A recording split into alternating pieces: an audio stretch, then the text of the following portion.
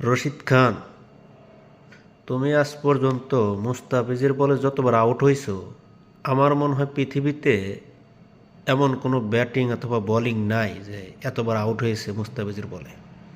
আমি প্রত্যেকটা বার একই জিনিস খেয়াল করছি, তুমি প্রত্যেকটা বার মুস্তাফিজের বলে আউট যাও।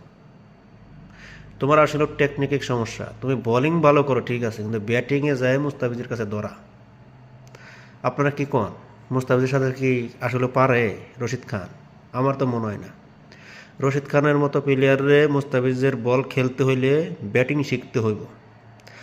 বহুত হেলিকপ্টার শট, এই শট ওই শট মারতে পারেন, কিন্তু মুস্তাফিজের বলের কাছে আইলে আপনার দাঁড় শেষ, কোনোই কামে লাগে না আর।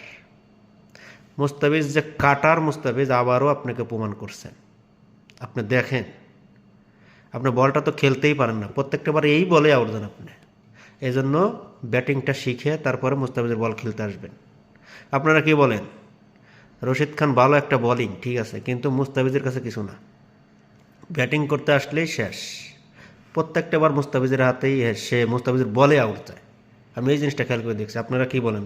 আপনারাও দেখেন ভিডিও গেলে, যতবার ব্যাটিং করছে মুস্তাফিজের বলে ততবারই আউট গেছে রশিদ খান, আজকেও তাই।